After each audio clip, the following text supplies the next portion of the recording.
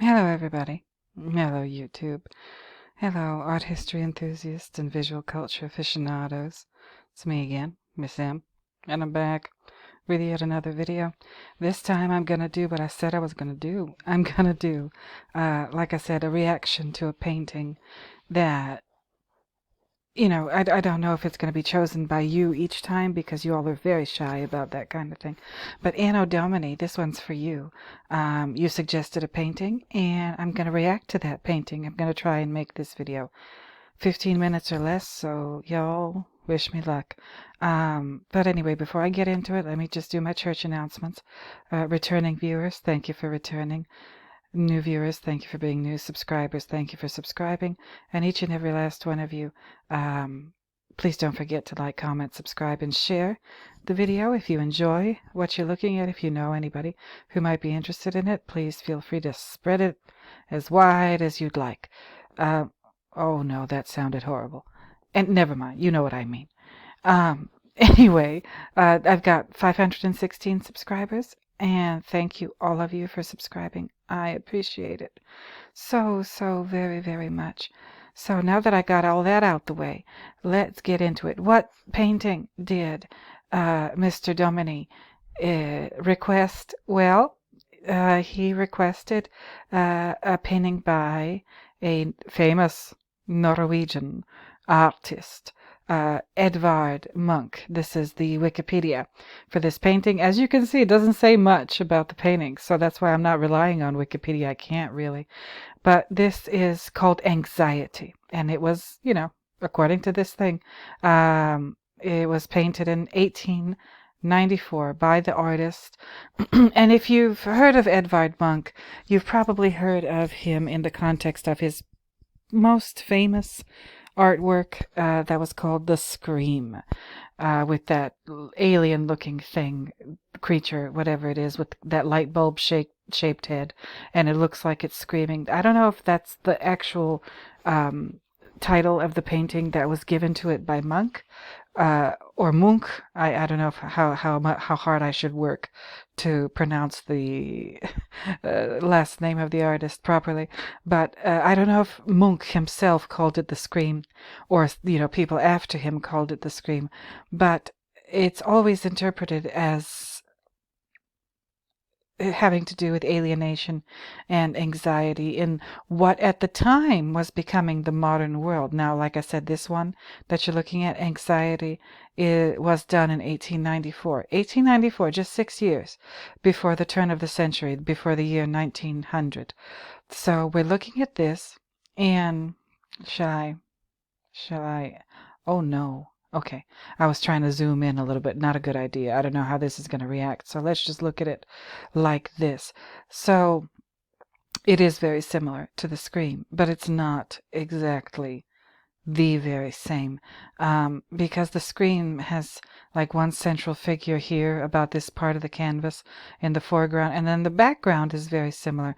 What it looks like they're all on a bridge, just like the alien light bulb shaped character in The Scream, and then behind them it seems to be this swirling water. I don't know if it's a river or the ocean or whatever, but it's water. It looks like water to me anyway.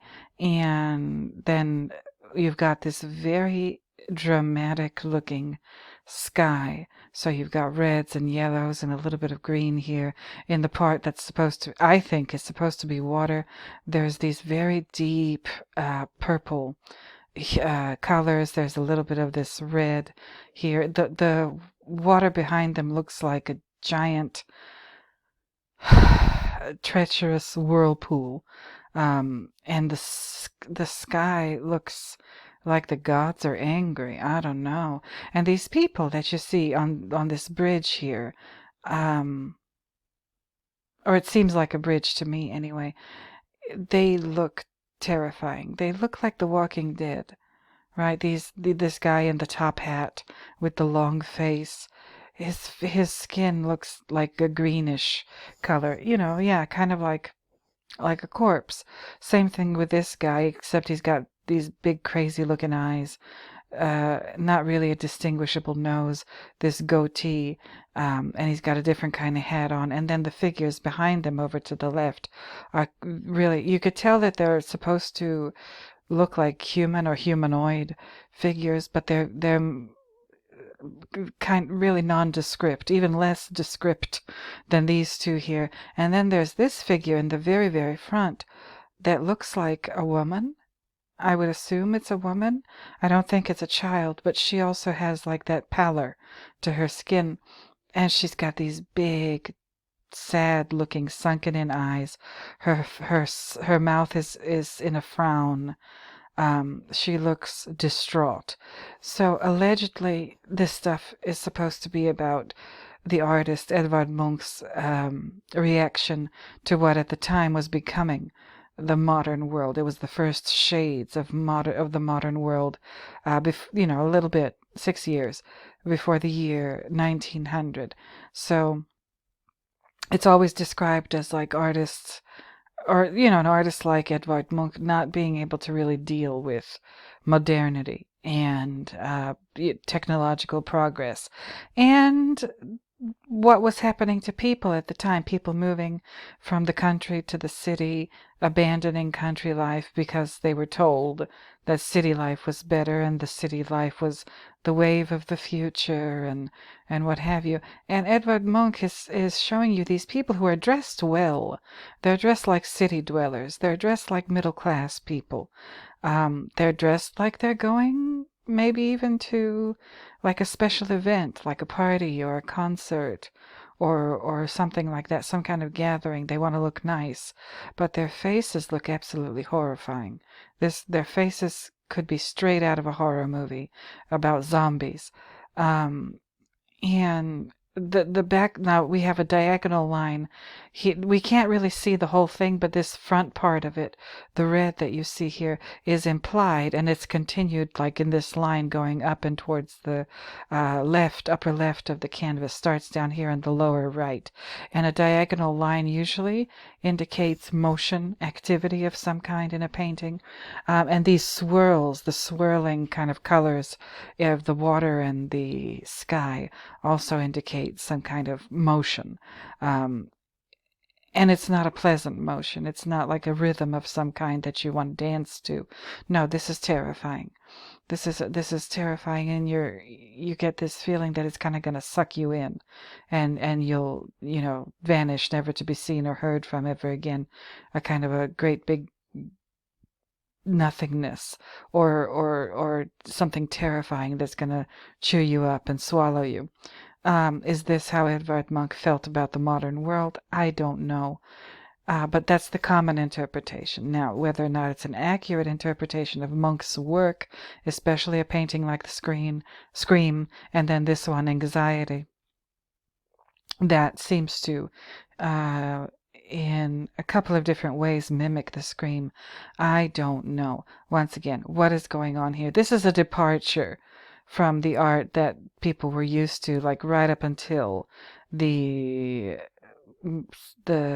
middle to a little bit after the middle of the 19th century. There was the academic painting in the early 19th century.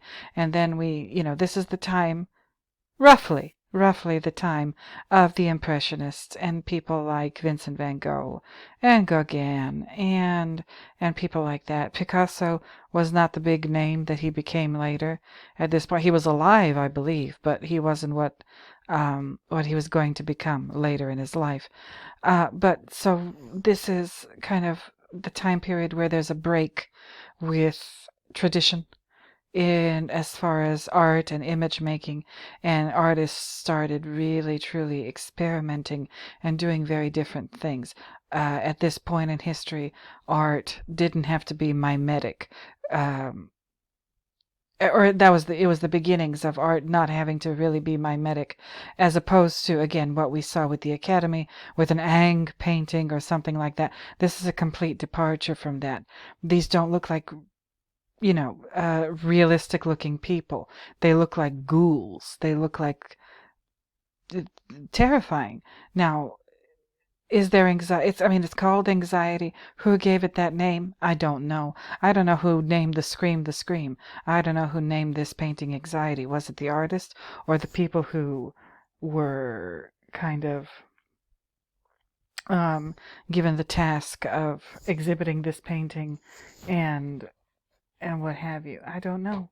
I really don't know. But does it when you all, I wanna see comments when you all look at this. And again, we have Anno Domini to thank for suggesting this painting. What feelings do you have? Do you have anxiety? Do you feel nervous? Do you feel sad, depressed? Does this make you feel happy? Does it fill you with joy? I don't know. Me, I'm kind of neutral. This doesn't necessarily fill me with any kind of like serious sadness or ennui or anything, or like depression or anything like that. It just makes me contemplate the world, and it makes me contemplate, like, what is being done to us, right? Us people, us ordinary people, in this world that we're not maybe entirely aware of, because this is maybe telling me personally that whatever is going on in the world today that we're not pleased with, it didn't start yesterday. It didn't start a year ago. It didn't start 10 years ago, 20 years ago, 50 years ago, or even 100 years ago. It started a long time ago. Now, we're in the year 2023, so 100 years ago was 1923. This is more than a century old, this painting. This is so 23 and 6. This is about 129, 130 years old, this painting. And at the time, people were terrified and having issues with the changes in society and technology and everything. Or just social things, like, how people were supposed to behave and what was expected of people. That's a big deal too. Did Munch do a good job as an artist? Is this the beginning of art that is going back to its roots, like kind of in the Stone Age, and then again later Mesopotamia, or stuff like that? Or is this, how would how would Roger Scruton feel about this? I doubt he would like it. He would call it ugly. But it's not just Roger Scruton. There's a lot of people out there like him, and basically, in my opinion, people like him who would just automatically reject something like this are agents of the powers that be. That's my opinion on that. So, you all, I think I've said everything that I could say about this in 15 minutes or less. Y'all let me know what you think. How do you feel about this painting? How do you feel about Munch in general, or modernism, or, the precursor to modernism, whatever it is, whatever category Munch falls into. I'm not going to look it up now. I can't wait to see it in the comments. And I can't wait to see your other suggestions for paintings or artwork in general for me to react to. So once again, returning viewers, thank you for returning. New viewers, thank you for being new. Subscribers, thank you for subscribing. And please don't forget to like, comment, subscribe, and share this video if you enjoy it, and if you know anybody who might enjoy it as well. So that's about it, y'all. So thank you, Anno Domini, for this one, and I look forward to your suggestions, and I look forward to doing more of these painting art reaction videos. So until next time, until I find yet another reason to talk at you, I will go ahead and bid you bye-bye. So bye-bye, everybody.